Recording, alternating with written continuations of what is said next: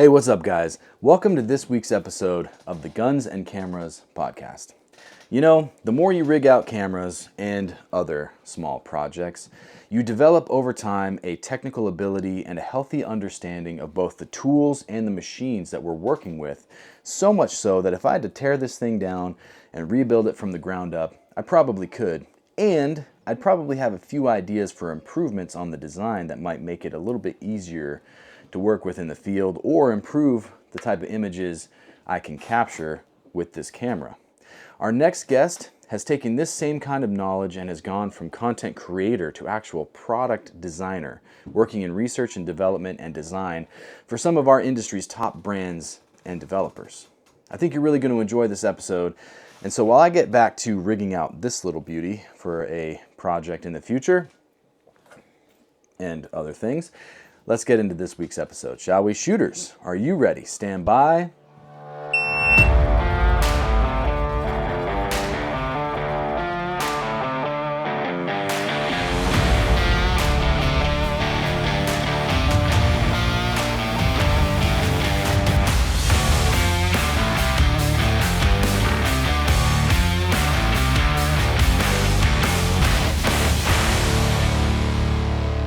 Hey, what's up, guys? Welcome to the Guns and Cameras podcast. I'm your host, Joshua Best, and today we are joined by a very special guest, probably one of the OG content creators for our industry specifically. Let's just say if you've been around looking at any of Danial Defense's content in the last, decade, you've probably seen his work before. Mr. Liam Ward, aka The Real Learn Word on Instagram. Liam, thanks for being with us on the show tonight. Can you tell us a little bit about yourself? Thank you. Kind of hit the nail on the head there. I've been in this industry pretty much my whole life. My dad was in the outdoor industry, so growing up, I kind of grew up with it and in it, followed that passion throughout everything that I did, leading up to getting a master's degree in fine arts and photography and video production. So I really enjoyed storytelling growing up, and then also the guns and outdoor space. So I just continued to marry those two passions together, and worked in some pretty crazy, places and done some pretty cool things. Most recently, I've been the tactical products manager over at Vortex. So I actually stepped away quite a bit from content and photography and production. I got way more into actual product development, because as a user of the stuff, it was really interesting for me to kind of get able to dive into that world a little bit more. But I can start from kind of the beginning of my quote professional career here. I was right out of grad school. I worked for a company called Primos. They're owned by Vista Outdoors, and I was one of the video producers on their television show called Truth About Hunting. So, grew up hunting, fishing, being outside, and that was a pretty awesome gig to be able to work on a lot of interesting content there pertaining around hunting, film some hunts,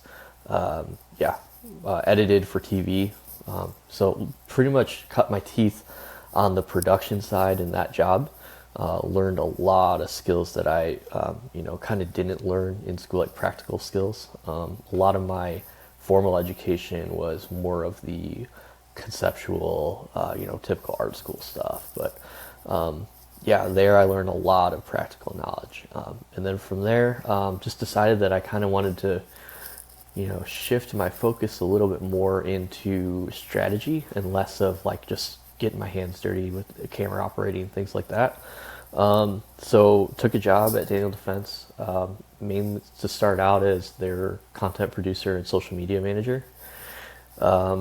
I'd been starting the Real Learn Word page right at the end of my time at Primos, so I was really using this photography skills that I had learned and was starting to really see the really cool gun culture on Instagram. And I was like, I'm gonna be part of that.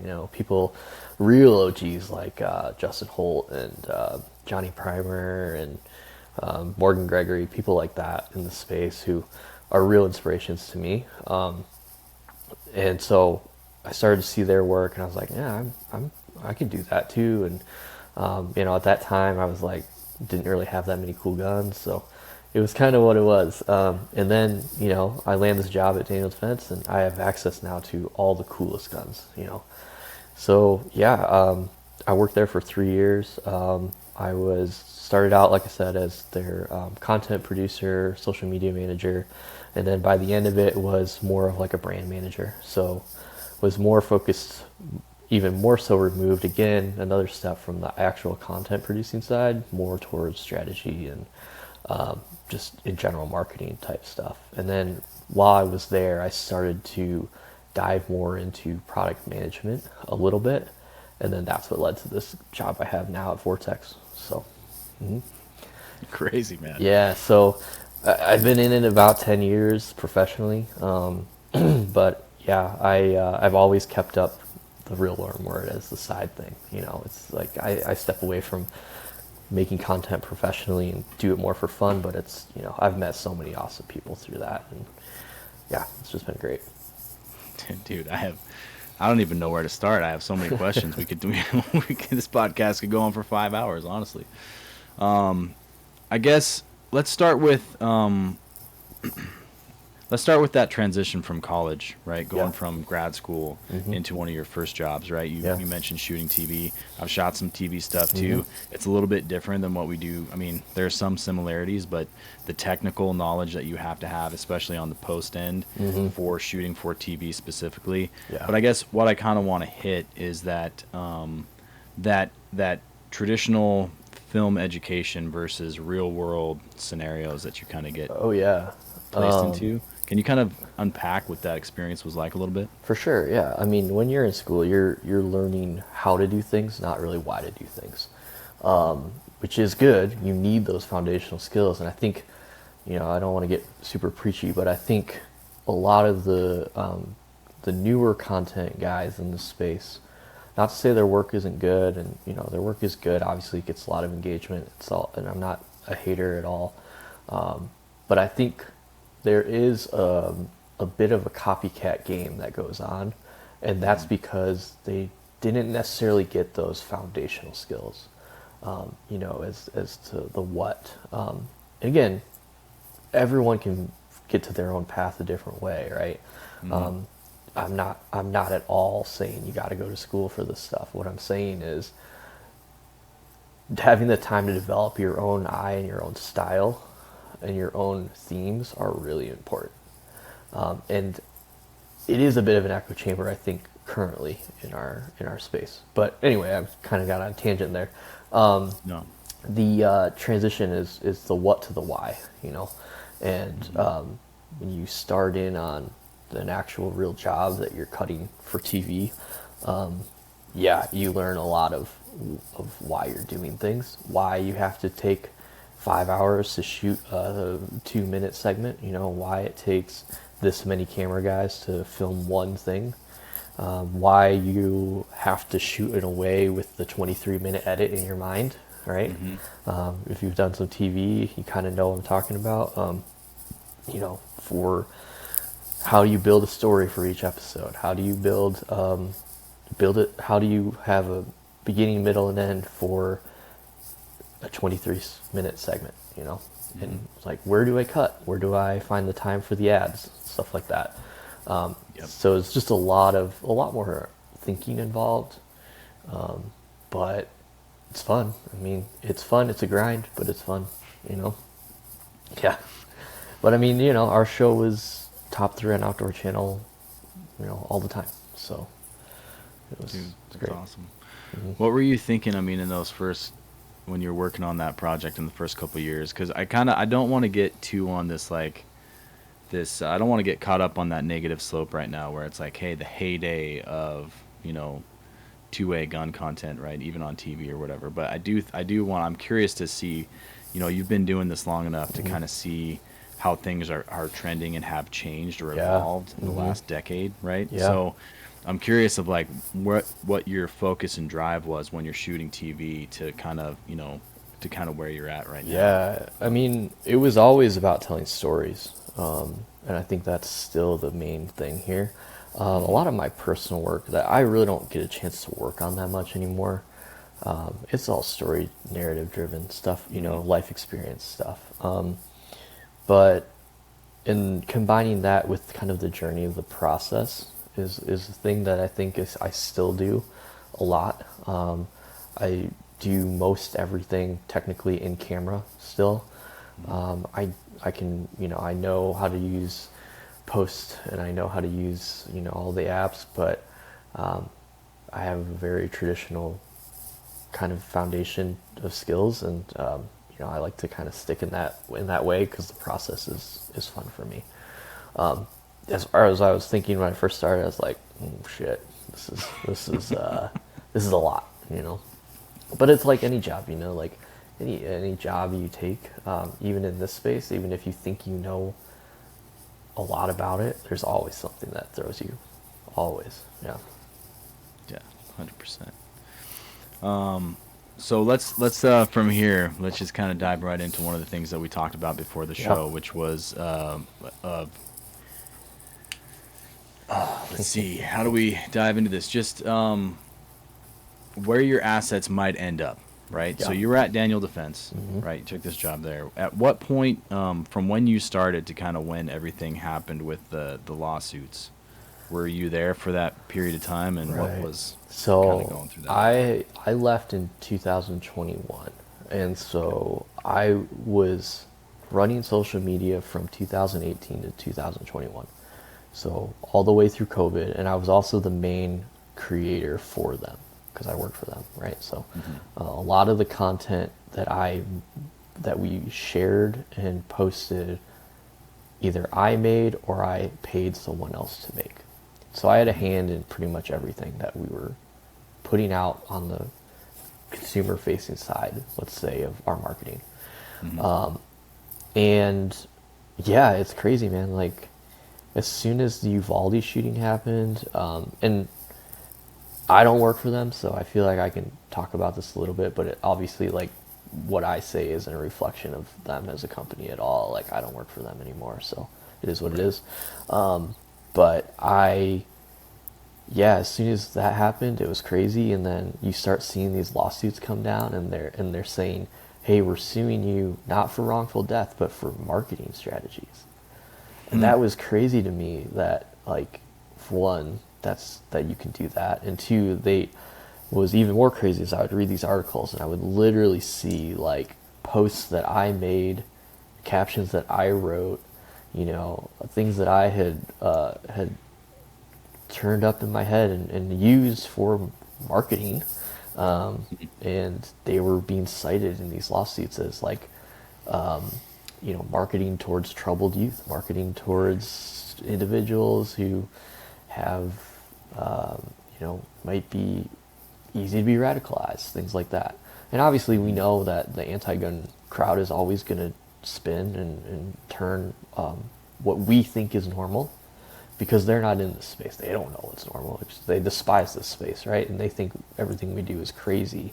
But yeah, it's like, how dare you use Call of Duty to promote your product? It's like, our product's in Call of Duty, right? Like, obviously, Right. And to me, that just makes sense. But, to them, it's like, well, we can use this to file a lawsuit that you're marketing towards young people.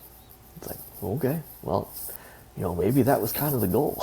You know what I mean? So, yeah, so it's just really interesting. It was crazy to be reading those articles and having people, national journalists, write, like, look at this caption, it's so insightful. And you're like, man, that wasn't at all what I was thinking when I wrote it, but...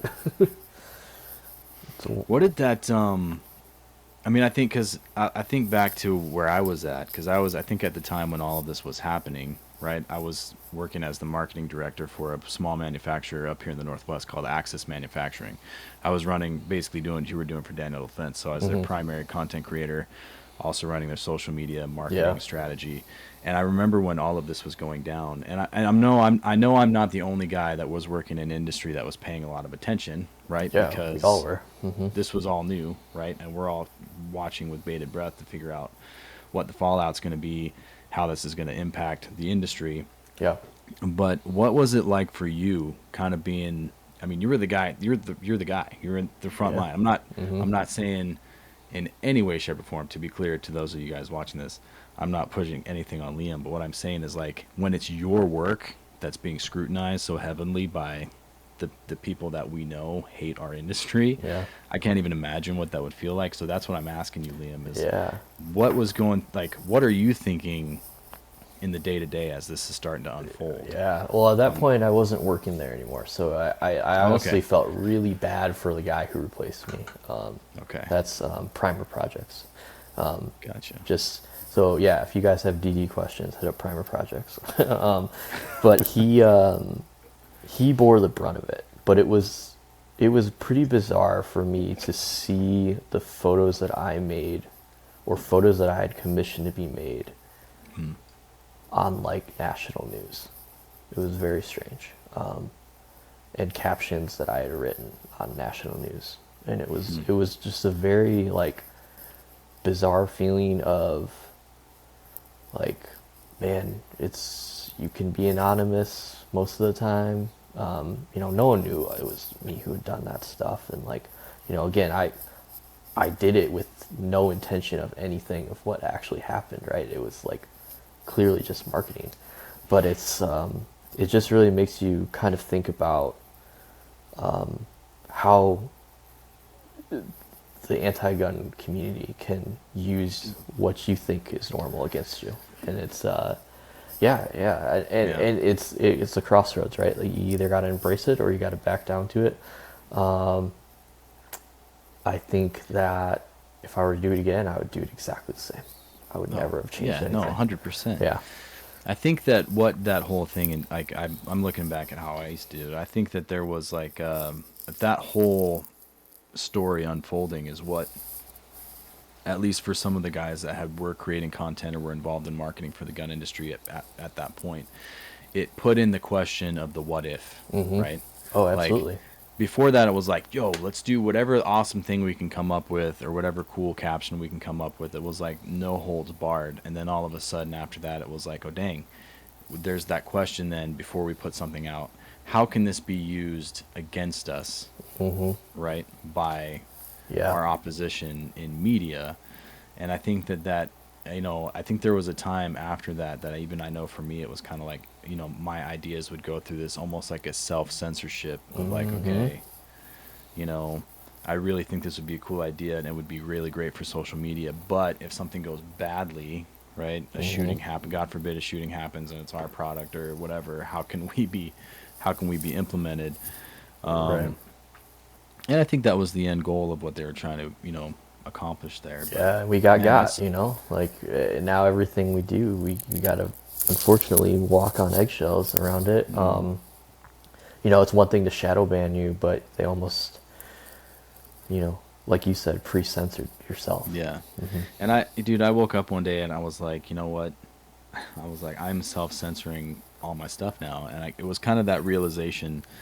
And I was right away just like, I was ticked off for the whole rest of that day, because I'm like, if I'm at a point where I'm self-censoring my own thoughts and ideas, I'm like, then they've won. They've accomplished their goal. They won, right? And I was like, screw that. Yeah. So we have to ask the question, right? Especially if you're representing a brand, because it can make or break your business, right? One bad, they say any press is good press. And I'm like, well, I don't know if that's 100% true anymore. No. But, that you do still have to ask the question. But when it comes down to my own personal way, the way I think creatively, if I'm at that level censoring, my own creative vision, it's like, man, I gotta knock that off. Yeah, for sure. So how has that impacted you? Like, you're still obviously working in an industry, you're still growing, you're progressing up into, product development, you're moving beyond just the content creation level. Yeah. But how are you still bringing all of this experience into what you're doing today? I think it's just accumulation of stuff, like I'm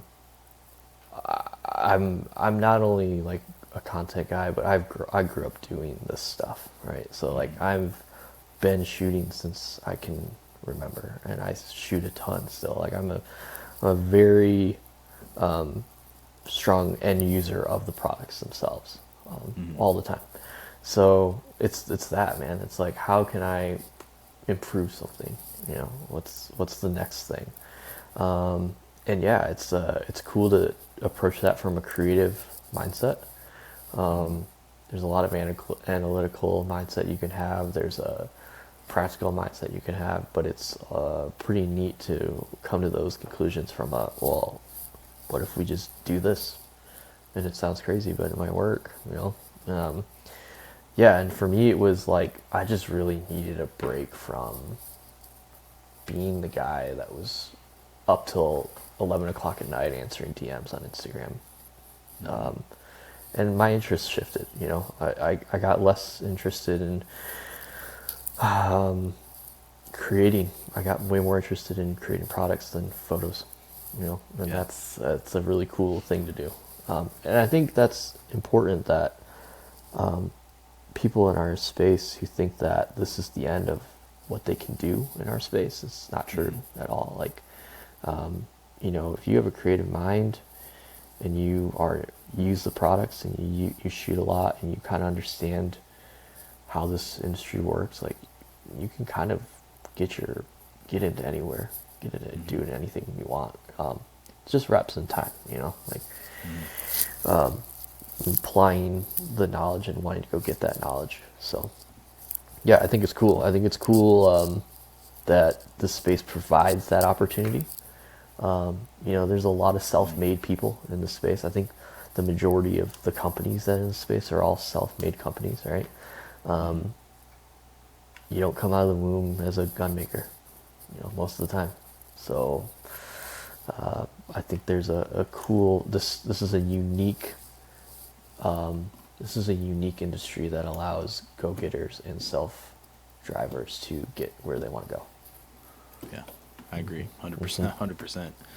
And I think that is why it's so attractive to people from the outside, right? Because I think there's a perception, and again, I'm generalizing, right? Because I don't want to get onto any, you know, negative trend, but I think that, you know, I have not run into anybody that from the outside coming into the community that we're in that has been disappointed or been turned off. No. Right? It's like, whether they've never shot a gun before and they shoot a gun for the first time and they're just like, they're hooked almost immediately, or whether they, you know, come from an outside industry and they start working with people and brands inside of our space and they're like, oh my gosh, there's great people here. Yeah. Right?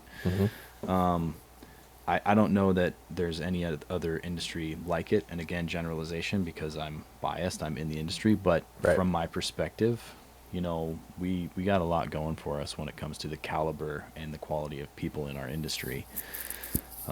So I agree. Yeah, and I think our industry is just in general super friendly, you know, like there's a want and desire to build connections in the space over this silly thing that we all love.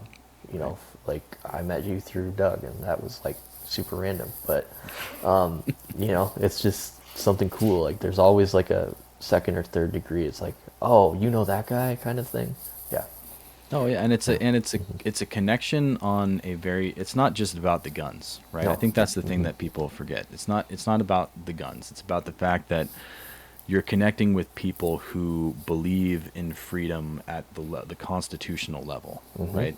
It's our right to participate in this. It's our right to have free speech, and we all unequivocally agree upon that foundational element, right?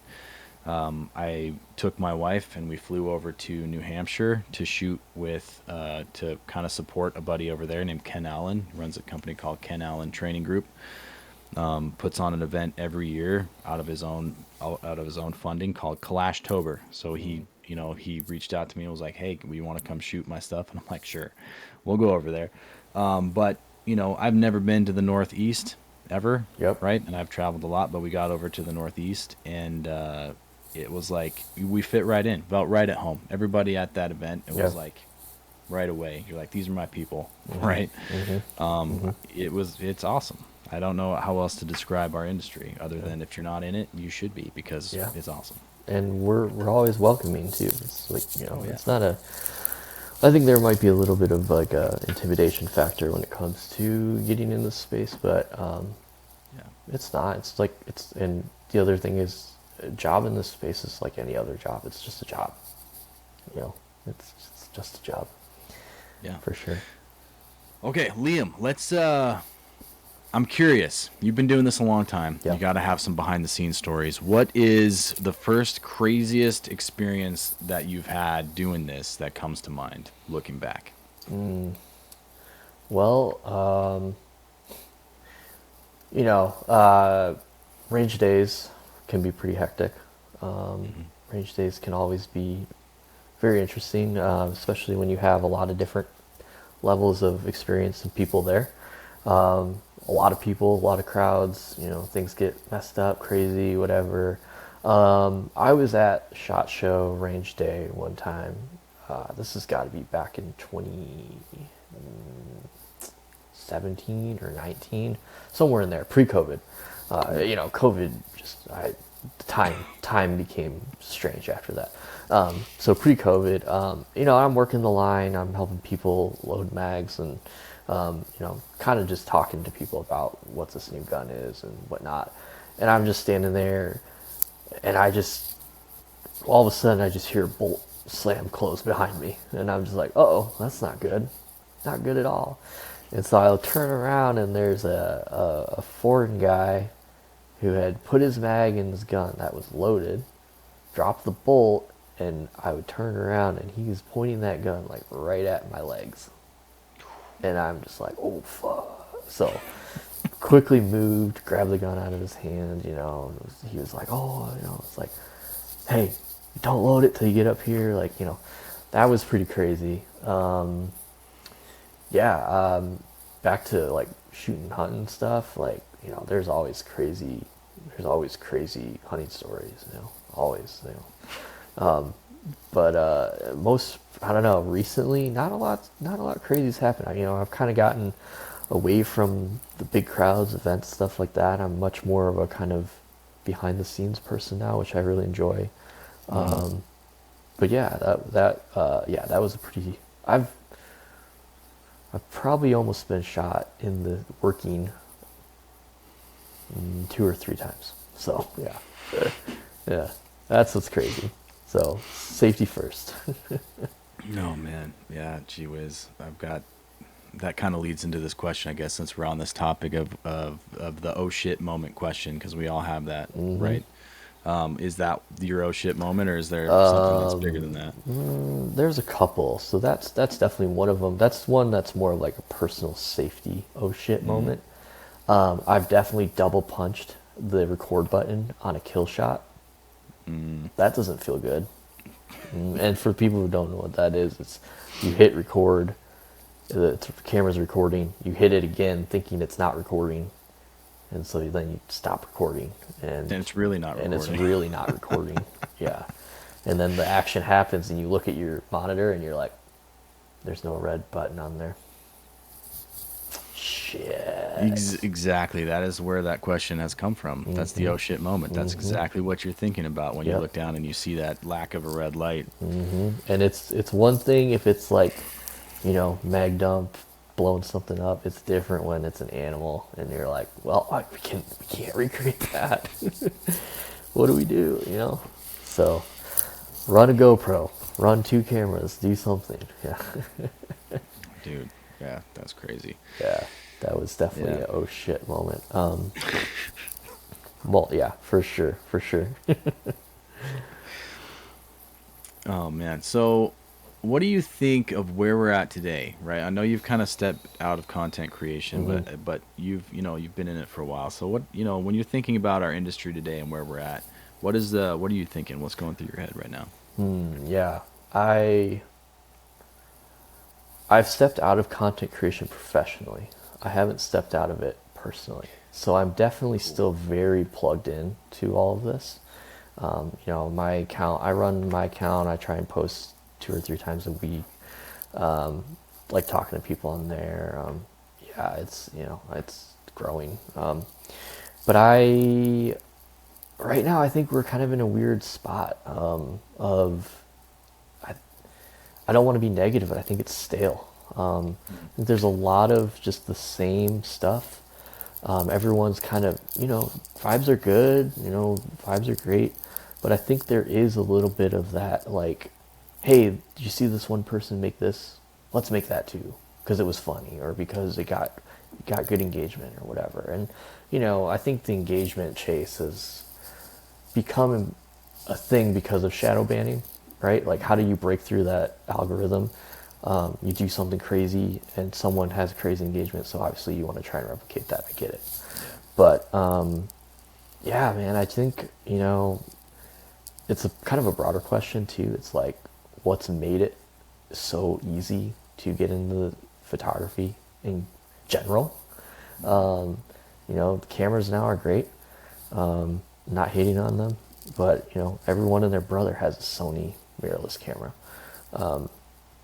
I don't know. I think there's something to be said about traditional media, traditional photography methods that might be a cool way to break up some of the same old dark, moody vibes that seem to be everywhere. And I get it. It's edgy. And I get that it's made by the same people that I was and am, right? And you grow up as a skateboarding kid who listens to emo music. It's going to be moody and vibey, right? And I get it. It's cool. I like that stuff. I do like it. I just think there's a lot of it, So I think there's still a lot of great photographers in this space. Great photographers. Like I said, some of those people in the beginning who I still really look up to, like Justin Holt, Morgan Gregory, Labreezy, Cortland, some of these people who have been around a while. I really appreciate the way that they've created their own style and hung on to that, because it is what separates them, right? Like, I see a lot of people try and replicate Justin Holt type images, and it's like, oh, close, but it's not him, right? And his is a way for a reason. I just think that a lot, like, I love how many people have gotten into photography in this space, but I think I'm not trying not to be a hater. I'm trying not to talk down to people at all, but I think they get in trying to replicate someone else, and then they stop progressing. So I think a challenge to them might be to look at some photo history, look at some photographers outside of this space. Look at people like Jimmy Chin. Look at people like some of my favorite photographers aren't in this space at all. My favorite photographer of all time is Sig Harvey, and if you look at her photographs, you will just be like, man, why this is nothing like the photos you make, but it informs everything of the way I think about photography, if that makes sense. So I have all of her books. I've met her. I've worked with her. She's an incredible person. And if I'm just going to go top 5 photographers off the top of my head, Sig Harvey, Keith Carter, let's see, Dan Estabrook, Bresson. I mean, that's a classic. I mean, he's amazing. And Walker Evans, again, look back, because there's so many amazing things you can learn and see and develop your eye from by looking back and out of the space. It's great. Okay, we're just about there. I'm going to really quickly calibrate this follow focus, and while I'm doing that, I'm going to tell you that this week's episode has been brought to you by 1156 Productions and by Tokens of Valor. Tokens of Valor is my side hustle, where I take things like this 50 caliber brass casing, sterling silver, and other fun metals, and I turn them into one-of-a-kind, hand-forged, wearable works of art for both men and women. If you're interested in getting a piece for you, go find me on Instagram at Tokens of Valor. Send me a DM and I'll get something started for you. I really hope you're enjoying this week's episode with Mr. Liam Ward, aka The Real Learn Word on Instagram. Liam is a legend and one of the OG content creators for our industry, and we have a lot of great stuff to look forward to in the second half of the episode. So while I get back to all of this, I think audio is coming next. You guys can get back into this week's episode. So let's go. Dude, I think that's really great advice, because I think back, and this is even, for me, right? Because I'm kind of in a similar position where I'm trying to move, like I still love to shoot, but I'm trying to move beyond professionally, right? Being the guy that's always holding the camera, right? I mean, I've been shooting professionally, not just in the gun space. I kind of ended up I've always been into guns. I've been shooting, hunting, fishing since I was a kid. Grew up around it, right? But professionally started outside of the gun industry. I was doing, food shows, graphic design for, e-commerce photography for brands on Amazon, a bunch of different product photography. Like I started, following and researching photographers outside of the space long before, coming into the gun industry. When I started shooting guns, it was like I had a marketing agency reach out to me to see if I could white label for them while I was working at another agency, and they had a client that manufactured guns. They're like, "Hey, you want to come shoot some stuff?" I'm like, "Heck yes." Yeah. And so I applied all of my product photography techniques from other products just to the guns I was shooting. Yeah. And this was, 6, 8, 10 years ago. And at the time, I can think of the space creatively, it was kind of like it felt like the wave of all of a sudden, it was like people started realizing, hey, we can shoot guns the way we shoot, right? Yeah. And then the Instagram was blowing up, and then all of a sudden we had these creators, like these OG gun content shooters, that everybody had kind of a different flavor, and it was all new. And now we have kind of hit this like oversaturation of a lot of those techniques being copied and replicated and innovated on, but not like enough to make it feel like, okay, like, to me, like there's only so many ways you can shoot a gun, right? Yeah. Sure. And that's been the question that's been in my mind, is like, all right, like I need to get out of the space, get some air, right? And find, go back to some of my old inspiration outside of industry. So that is excellent advice. Yeah. And I appreciate you sharing that. Yeah. I mean, go to Barnes and Noble, go to like an art bookstore, and just go and browse their photography section. Yeah. Pick up books that you are just like, you would never think of, and like totally outside of stuff. Like, look at nature photography, look at interior photography, stuff like that, industrial photography, and just kind of see how other people see. And again, I really don't want to come off as a hater, and I really don't want to come off as someone who's kind of bagging on people, but I think there's so much opportunity to develop your own voice and your own eye, and it just takes a little bit more time. And I feel like a lot of people just want to come in replicating something, which is a great place to start, but there's never that next progression of like, cool, I can make that now, but how can I make it mine, type of thing. And again, it's just like, just keep shooting. I mean, that's a big part of it. You'll start to develop things that you like and see things that you like and train your eye a little bit more, and you'll learn. Yeah, dude, that's awesome. So I think we touched on this a little bit, but so you're not creating work professionally, you're not doing that content wise, but what stuff you're working on right now for you? What's your personal stuff looking like? Cooking? A lot of just laydowns, because it's kind of all the time I have. I have a lot of stuff that I do outside of this stuff. And so like right now my style is pretty boring. I'll be the first to admit it's pretty boring.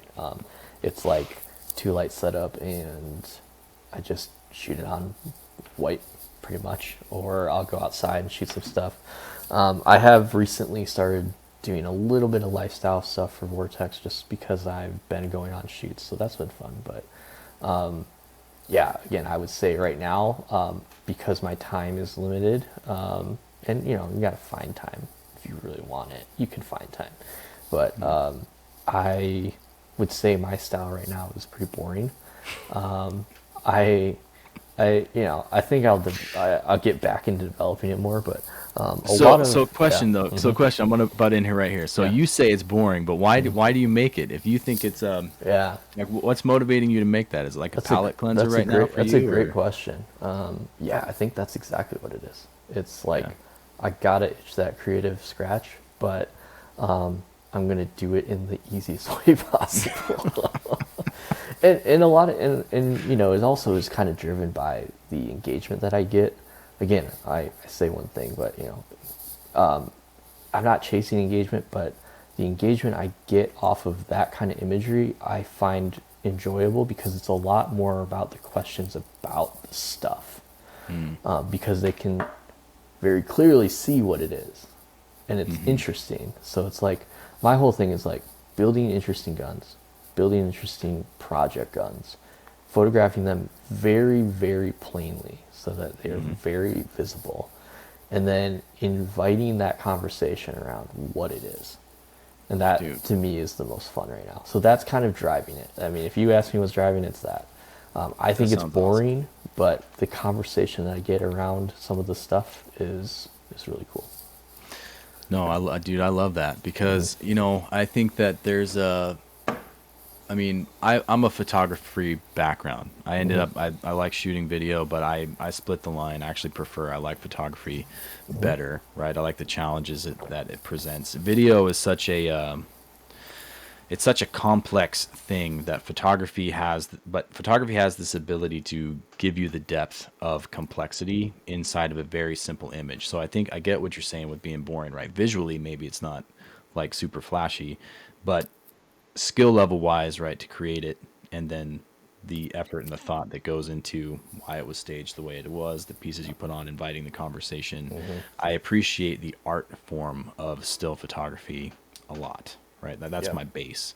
But what I'm thinking is like, I've noticed that, for example, we have a shocking lack of attention span in our audience these days, right? So the content that's being created, and you can see this in Hollywood if we want to transition a little bit to, you know, what's happening in the narrative storytelling world, Sure. is like the stories are terrible, right?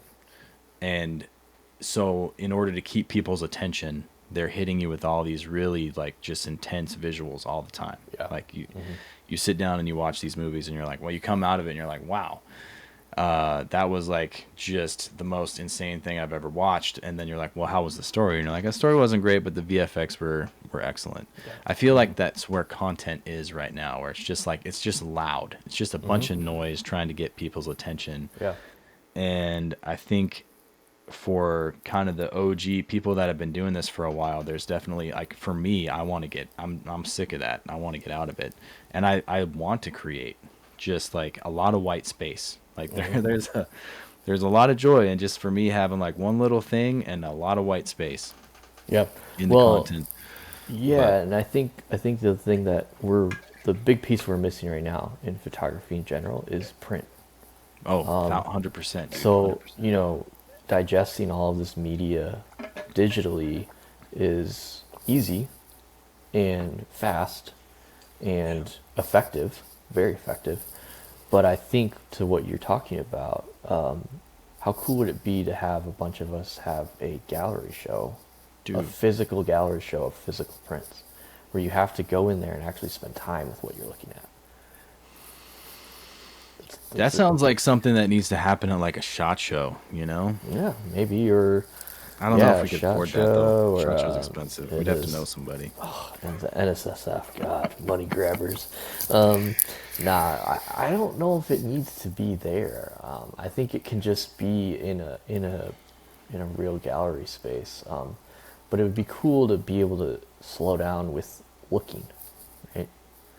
And being in a physical space with physical media. Yeah, and you have to be selective. I think that's something that brings in the art form too. Like if you have, I'm sitting on 10 years, like thousands of photos, thousands, right? And to go through and say, hey, if you were to team up with 10, 15, I don't know how many or less photographers in this industry and say, hey, we need you to pick your top 3 pieces for a gallery exhibition for print, right? Here's the criteria you got to meet for the exhibits.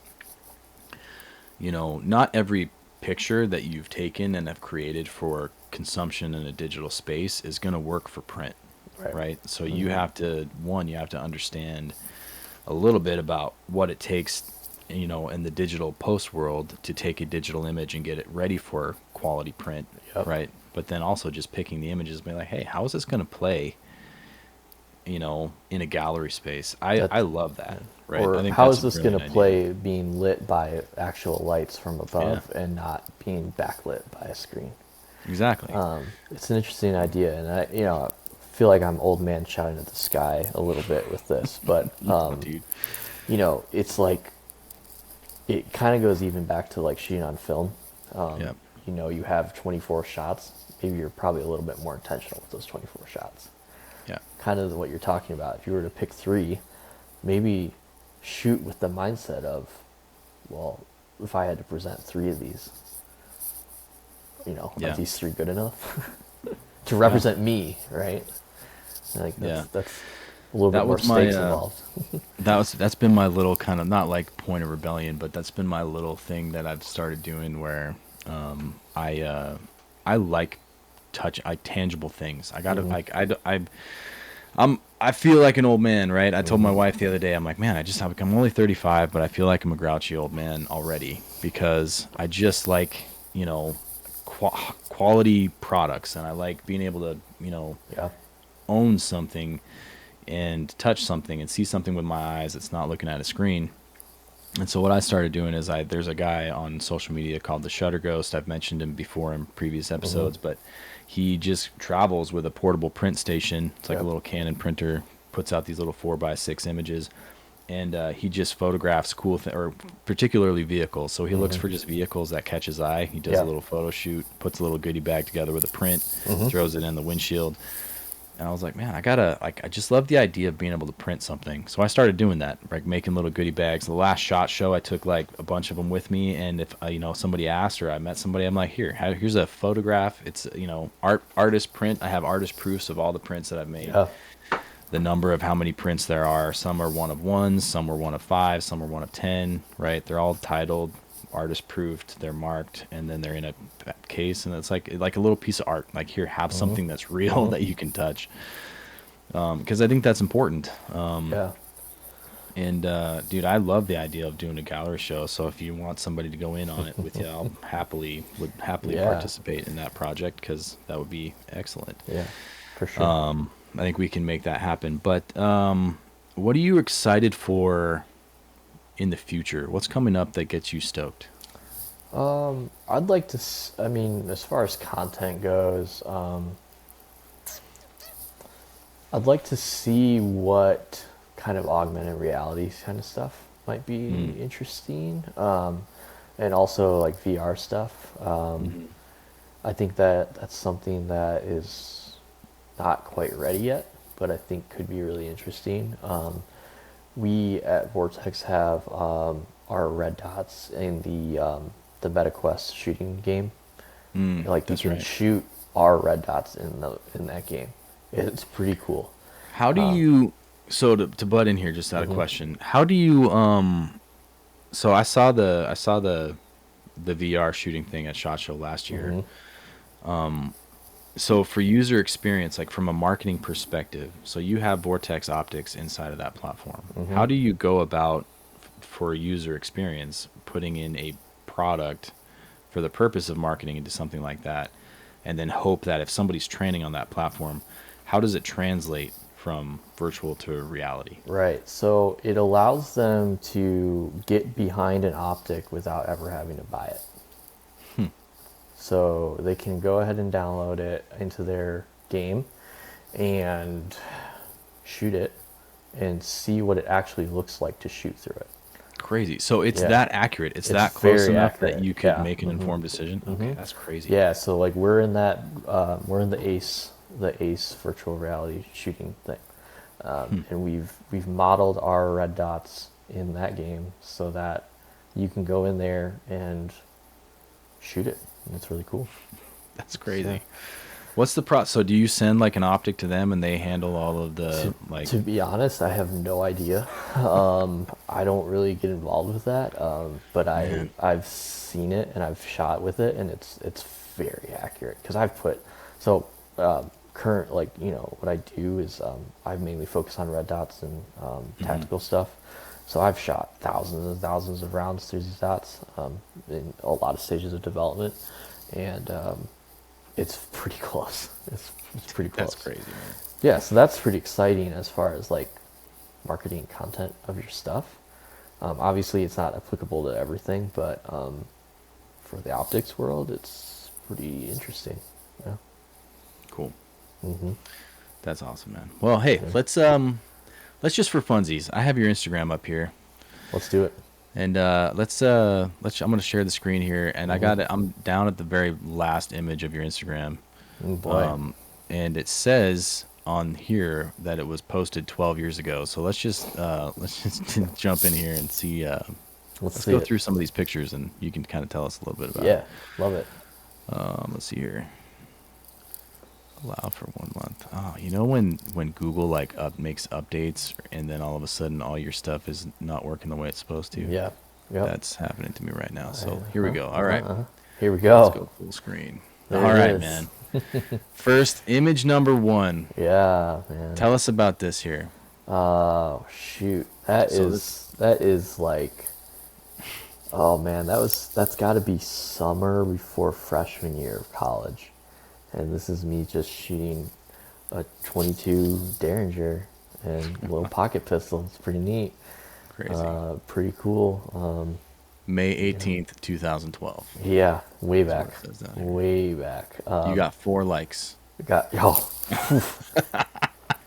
Dude, How's that for engagement? That's going bro? on the Explore tab, no doubt, no doubt, no doubt, no doubt. Yeah, that's old, man. It's very cool. Yeah, so look at this. I love this, man. We got some old, looks like some old Colts. Super old, yeah, super old Colts.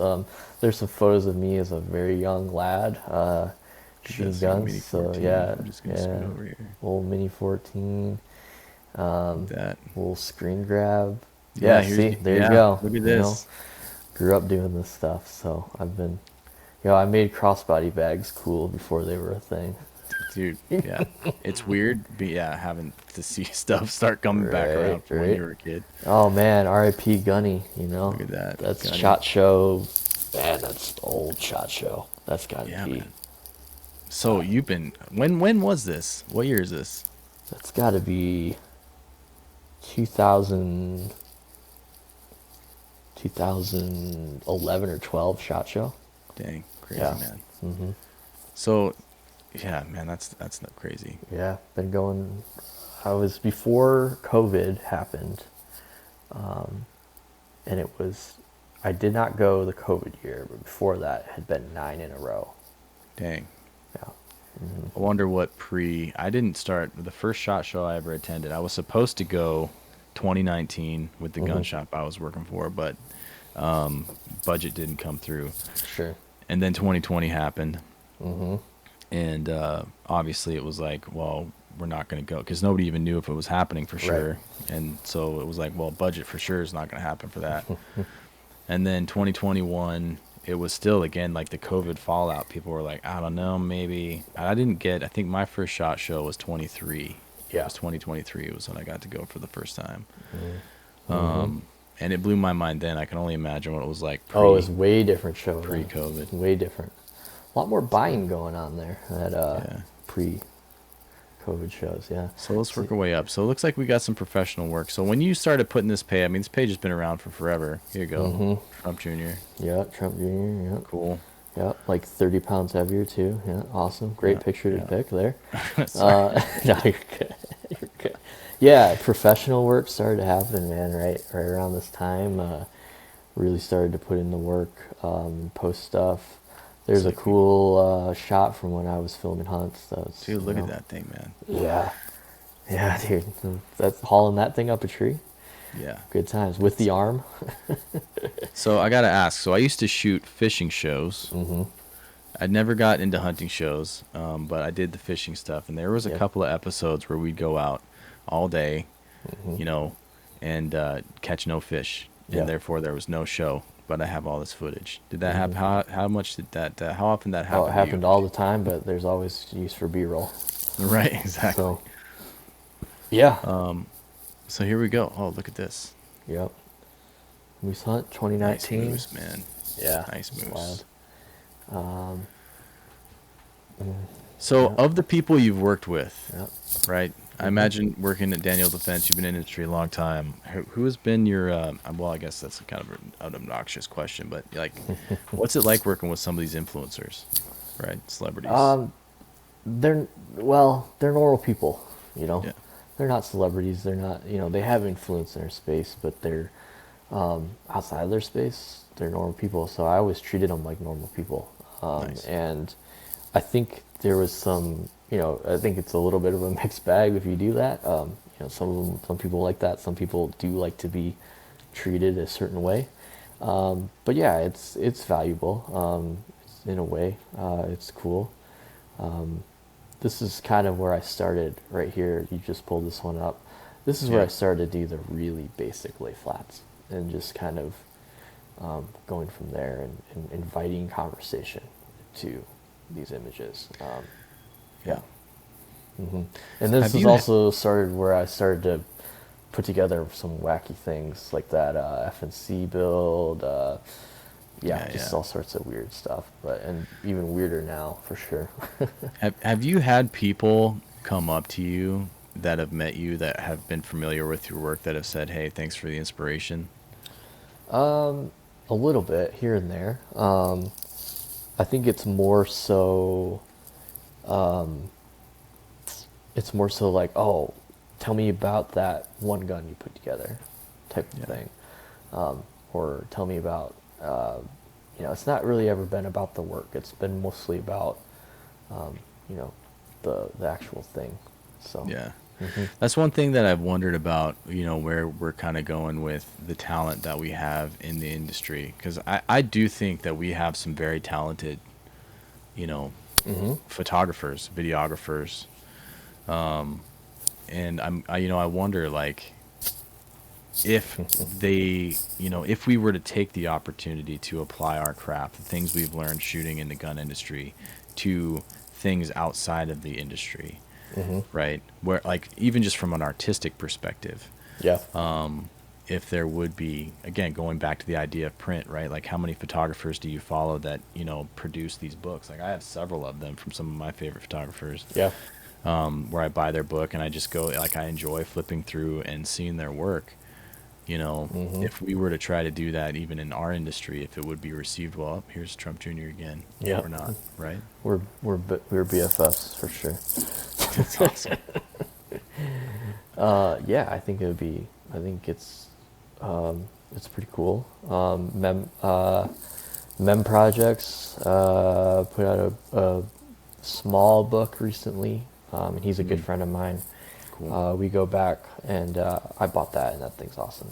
There is something about physical print that is definitely a game changer for sure. And then like incorporating some different stuff, like a little bit of compositing here and there, lay flats. It's a lot of my stuff. And around this time was the Warzone time. And that's one of the things we got pinged for, that DD got pinged for in that lawsuit, was using Call of Duty as a marketing device. And it's like, well, I mean, what do you want us to do? Yeah. No kidding, right? Yeah. So guns, tattoos, clothing, cool stuff. That's kind of what you'll find on my page. You'll find some shooting videos. I'm not, by any means Look at like this one here. super good, but it's that's there's awesome. all sorts of stuff there. But Yeah, and we're still pretty far down on this page. So Yeah, I it's know. This is like we're still at the bottom down here, man. Let's just fast forward a little bit here and get up to some new stuff. Because I like, dude, looking back at some of your old stuff, I mean, I can tell you, thinking back to when I was starting out, I'm like, there's, a lot of your work that I see. I see your styling and your lighting and a lot of your like the influences of your work in other creators, right? Yeah, the butterfly effect was definitely It something is. that well, that butterfly effect shot that I Some nice used to clean do whites. was, left side, top, right side. Yep. That was something that I started at DD, and then I started seeing that everywhere. So that's an example of something for sure that kind of caught on as this thing. But yeah, as you can see, it became way more like very basic lay flats, Yep. white space. I remember when you started doing these, because I Yep. started seeing these pop up all over the place. I'm like, that is a great idea. Yeah. So I know I definitely ripped that off. I don't know if it was originally from your work or if it was I think it was, because I think I remember Yeah. seeing it. I just like started pulling my iPad out and I'm like, oh my gosh, because I'm an illustrator as well. And I was like, oh man, I never even had thought about putting those two Yeah. together where I just, draw in call outs and It's like a super easy way to start a conversation, which I right. think is what ultimately this should be, is starting conversations about stuff. Cool Yep. stuff. Yeah, and as you can see, as we go higher up here, like I'm more about throwing weird stuff together. Like, hey, can I put a red on a revolver? Can I put, Yep. you know, I don't know, just like all sorts. Yeah. Of, And I think that was again, then I started seeing a lot of that where I was like, hey, do you remember, I don't know, did you ever get into the airsoft scene at all? Or were you always just straight into the real stuff? Straight into the real stuff mostly. So there was, I was working as the manager of a hobby shop at the time. This was before this was a long time ago. But we had an airsoft section. And one of the things that one of the distributors we worked with, they did this gun build that was just like, what did they call that thing? It was like the ultimate weapon or something where they took, every grenade launcher, every optic, every yeah. foregrip, every suppressor, every flashlight, every attachment they had, and they put it onto one big, obnoxious looking, just crazy rig. I have yet to see that done with real stuff, With probably real because it stuff, costs too yeah. much. Cost But I'm and- waiting. yeah. But I'm waiting for it because we're getting pretty close with some of these rigs. I Like, think so. Yeah, the one right now that's real hot. I've got a lot of talk engagement on is that M14 photo there.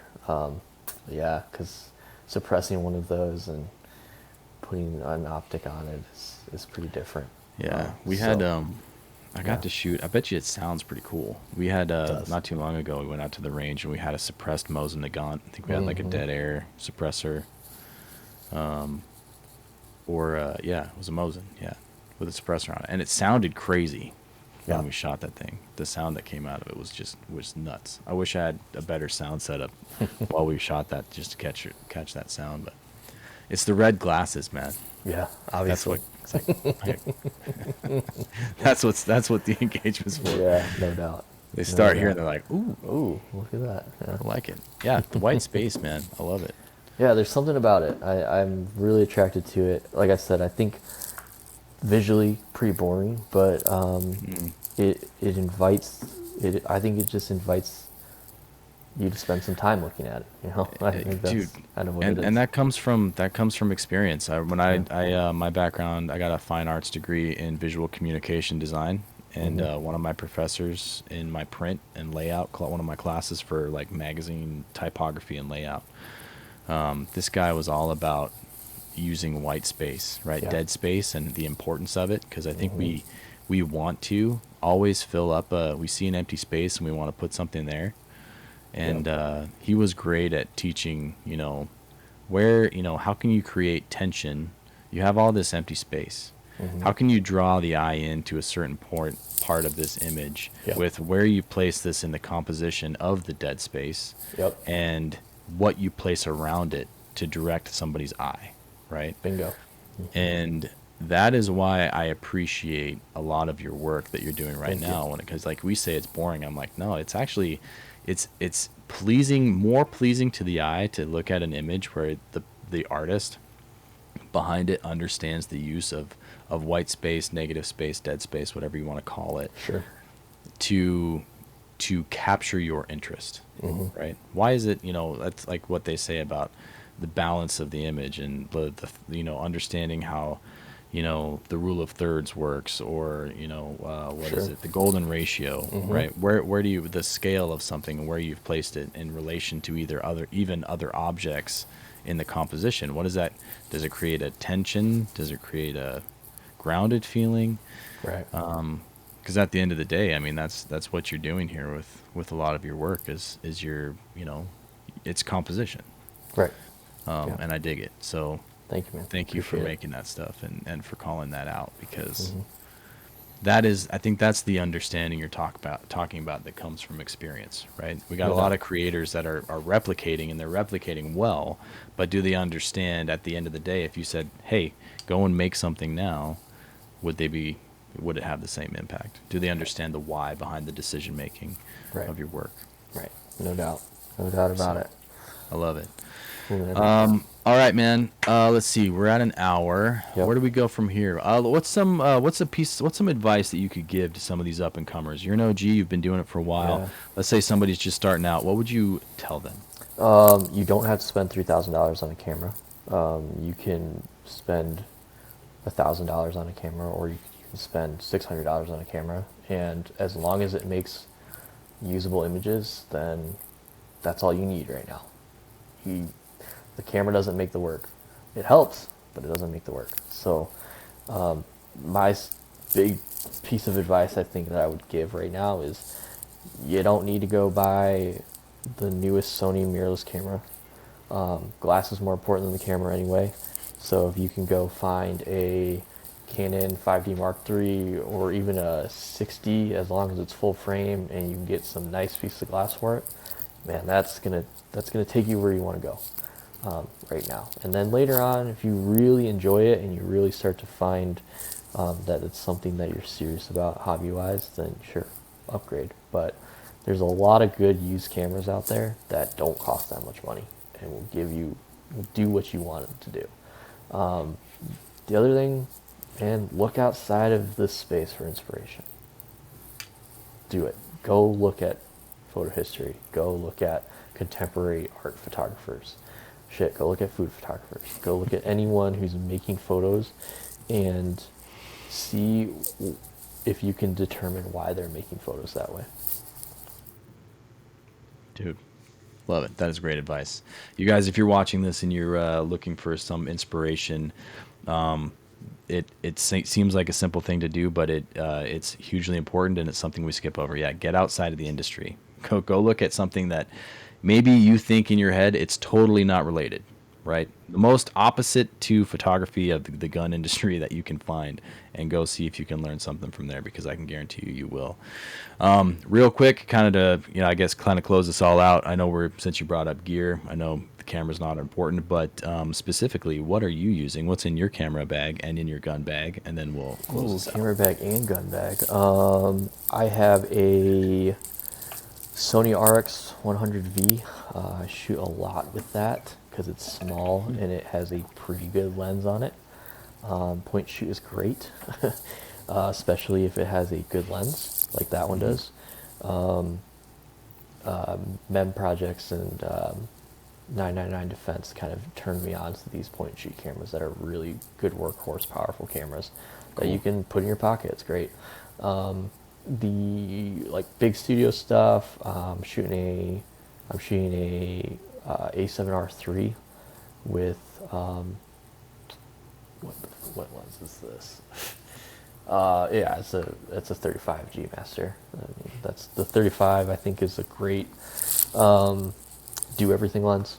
It's a fast lens. It has a good field of view. It's pretty close to what our actual eyes see, so I think that's a good starter lens. One that you can kind of do everything. And then gun bag. I got a lot of guns, man. How do you Right. start unpacking that? The gun I probably shoot the most pistol wise is Staccato XC, and rifle wise would be either Honey Badger or this purple Noveski that you'll see on my page. Those are probably the two I shoot the most. I'm kind of getting into 6 arc right now, but kind of not. I don't know. I'm playing around with it.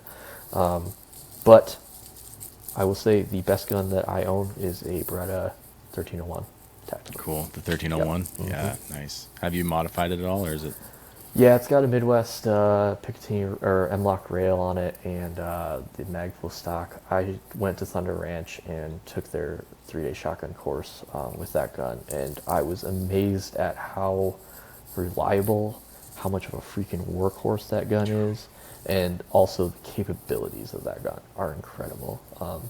Hitting man-sized target at 200 yards with a slug out of a normal 18-inch barrel with a red dot is pretty remarkable. And then also putting nine rounds of buckshot at 10 feet on the target. It's an incredibly versatile gun that I think is my favorite gun. It's tough to beat a shotgun, man. Like I never get tired of shooting shotguns. Like I've shot just about every machine gun and rifle and pistol that is known to man, more or less. It's a bold statement, so don't quote me on it completely, guys. But I've shot a lot of them, right? And I still just happily would jump on a straight up semi-auto or a pump action shotgun, and just there's something about that that round that just it's so satisfying. It I don't know what it is. extremely versatile and extremely devastating. Yeah, that's probably it. Cool, man. All right, Liam, man, thank you so much Really for appreciate it. taking your time, being on the Guns and Camera show. If you guys don't already follow Liam, be sure to go check out his work. It is at The Real Lerm Word. I was going to ask you about that name, but that might have to be for another episode. Sure. But yeah, Liam, thank you so much, man. I appreciate you. Do you got any last words before we wrap this up? Nah, man, I appreciate everything. It's great talking to you. All right. Awesome. You guys look for an invitation to a gallery exhibition from some of the top gun photographers in the industry. I think we got to make that happen. So, Yeah. Liam, thank you so much, bro. Best of luck on your move. We wish you all the best. Thanks for being on the show. And we'll catch you guys next time. All right. Later. Yeah, I like it. This rig's ready to rock. We're going to go shoot some stuff. We are wrapping up this week's episode of Guns and Cameras. We had Mr. Liam Ward, a.k.a. The Real Lerm Word, on as this week's guest. The guy's a legend, absolutely awesome creator and designer of cool things, as we just learned. If you guys don't already follow Liam, go find his channel. I'm going to put it right here. It's The Real Lerm Word. Give him a follow, show him some love, give him some feedback, engagement. We all need engagement these days. It seems like that's the magic word or whatever. Anyway, I digress. Thank you for watching. Thanks for being a supporter of the Guns and Cameras podcast. We've got a lot more awesome stuff coming in the future, and maybe some stuff shot on this particular rig. That's going to be good. So you guys have a great week. Stay vigilant and stay tuned for the next episode because it's going to be good. All right. Have a good day now.